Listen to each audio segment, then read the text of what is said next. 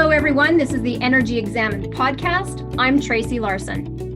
And I'm Leighton Klassen. This is our last podcast of 2020, and we wanted to do a bit of a recap from our past year. So in this episode, we're highlighting some of our favorite interviews and 3 important themes that emerged over our last season of Energy Examined. Yeah, the first of those themes is innovation and the importance of innovation and new technologies in the fight against climate change. Here on the podcast, we dove into that topic, looking at the Energy COSIA Carbon X Prize, a $20 million competition challenging teams around the world to look at what can be done with CO2 emissions, basically accelerating development of new technologies that convert greenhouse gas emissions into valuable products. Leighton and I each had a chance to interview finalists in the X Prize competition. Leighton, why don't you tell us about your interview? Sure. Well, I spoke with Greg Bosser of Carbon Upcycling Technologies. Now, this is a company started by 2 like-minded people, Greg Bosser and Apurv Sinha, who had a vision to recycle carbon. This all started back in 2012. And as you mentioned, they're now competing in the Energy COSIA Carbon X Prize. I spoke with Greg about his technology, which sequesters greenhouse gas CO2 emissions from a power plant and converts it into something called fly ash, which can then be used to create valuable end products like concrete and plastics. What we've proven now in partnership with some industry partners is that by using this enhanced fly ash that we've created in a concrete blend, you actually use less cement, significantly less cement. So that cubic meter of concrete that you pour a sidewalk or a building with that might have had associated with it 200 kilograms of CO2 emissions, when you use this enhanced fly ash, you have the fly ash that we've bound into the CO2 into, plus you have the reduction of the CO2 emitted from the cement. So that combined effect, although it's not significant per cubic meter, but when you consider the volumes globally, it would have a huge impact, not only on CO2 emissions, but also on just overall efficiencies of that construction industry. Now, I was really impressed with the impact carbon upcycling may have. So it'll be really interesting to see, what happens in the future with this. Tracy, I understand you interviewed somebody who also had a really interesting and remarkable technology. Yeah, I had a chance to talk with Alexander Ip. He's the co-founder and director of partnerships with Team CERT.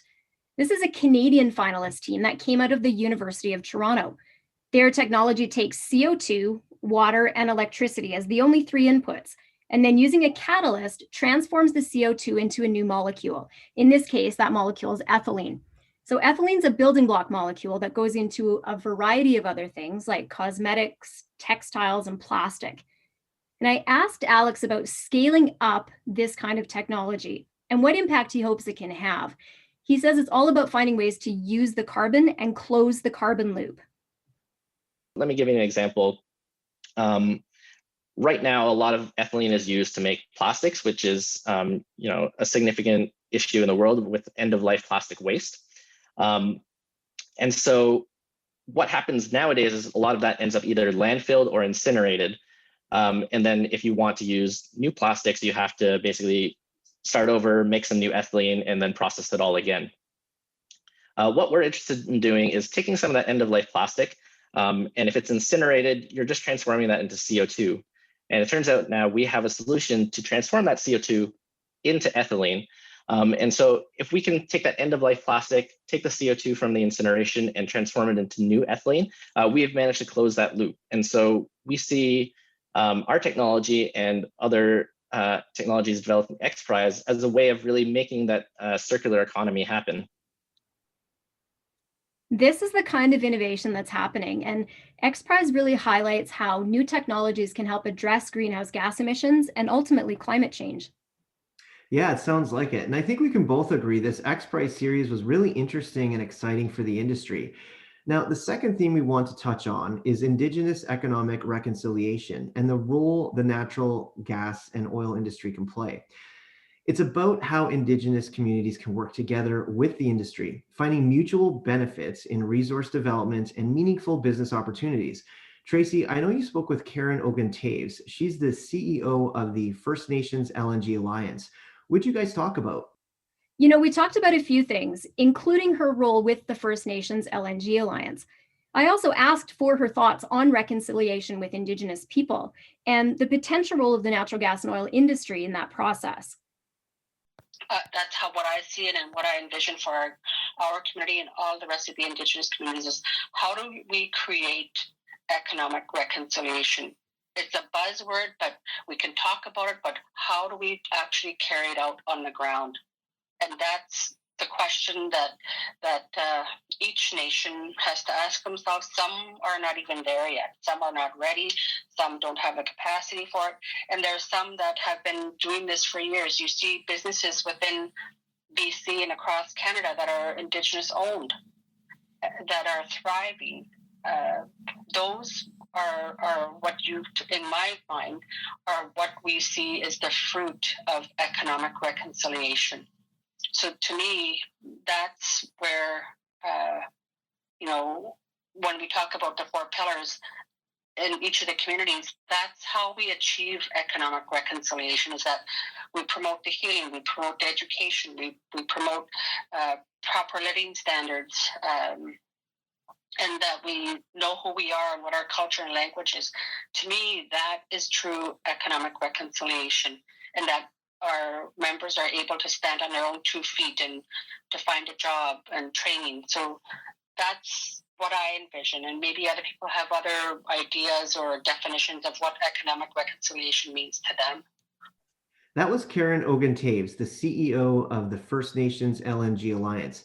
Now, many natural gas and oil companies have been building those relationships and opportunities with Indigenous communities. We also had an interview this year with Crystal Smith. She spoke about what oil and natural gas projects mean to her community. Our nation has worked so hard for this project to be successful because of the opportunities that it meant for our people. And as we were going through this, the work with LNG Canada, and they had announced their delay in 2000, and I believe it was 15 or 16, they announced that they were going to be delaying their FID. Mm-hmm. It was emotional then, and when we got to the FID, it was such a joyous time in our community for people to realize that our lives were going to be different. We've worked so hard to shoot a gap of our living standards of our community. And that's what this opportunity means. Canada's ranked like 8th in the world for living standards. But when you go onto a First Nations reserve, that number dramatically reduces to 69. Wow. And that's the standard of living that I want my grandson to grow up and not have that huge gap there for him.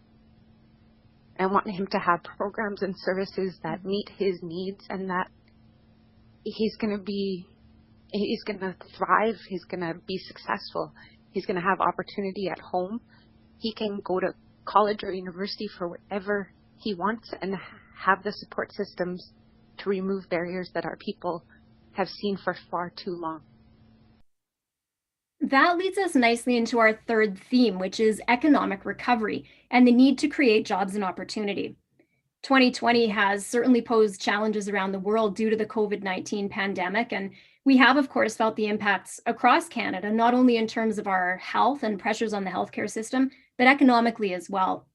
The natural gas and oil industry has not escaped those challenges. And you may have heard in the Government of Canada's fall economic update, the federal debt is expected to be more than $1.4 trillion by March. And economic recovery is top of mind for Canadians. According to a couple of separate polls this fall released by Ipsos, governments and many organizations are looking for strategies to lead the economy to recovery as quickly as possible. One of those is called the Real Jobs, Real Recovery Task Force.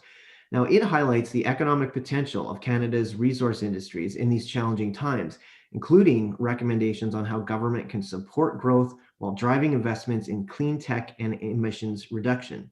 Margareta Dovgal of ResourceWorks, which is a nonprofit advocacy and think tank group, led the Real Jobs, Real Recovery Task Force. And here's what Margareta said about what recovery can potentially look like. if our recommendations were implemented, and if the government through policy measures was able to reduce trade costs and increase capital productivity, what would that result in? And he found, and I know you quoted this number before, but I'll say it again, 2.6 million new jobs could be created. We could get a 17% jump in real GDP and 200 billion in labor earnings. Those are huge numbers, and they are partially so large because of course, the substantial unemployment and GDP hit that we've taken, but they still represent real opportunities for people. And if we really unlock our resources, we could see that. We could see massive boosts in employment for Canadians. Those comments actually echo what we heard from Mac Van Willingen. He's an energy executive and investor and founder of Viewpoint Group. He says that Canada must be strategic and leverage our strengths. My background is very much about vision and strategy and governance. And, so I look at these dilemmas really through that kind of a lens. And it is my opinion that Canada really, on the policy side, the political and policy side, has not been strategic. And it's like there's almost a reluctance or an embarrassment or an unwillingness to look at our resource potential truly as a strategic asset for Canada. And if it's not Canada producing these resources, the resources will get produced in other jurisdictions, and these other jurisdictions do not have the same quality of governance oversight that Canada has and ESG standards. And so from the point of view of the world, Canada really deserves to be in the market developing its resources. We really can define resource development, responsible resource development. That's our opportunity on a global basis. Well, that wraps up the highlights for 2020. So what's in store for 2021? Well, our industry and economy seem to change so rapidly. So it's really hard for us to tell you what's going to be upcoming for Energy Examined in 2021. But Tracy, what are some of the things you'll be watching and following up on? Yeah, for one, I will be watching the Clean Fuel Standard. This is draft legislation from the federal government dealing with reducing greenhouse gas emissions. And in the new year, we should be able to have some more detailed analysis of how the CFS could impact Canadians and various industries across the country.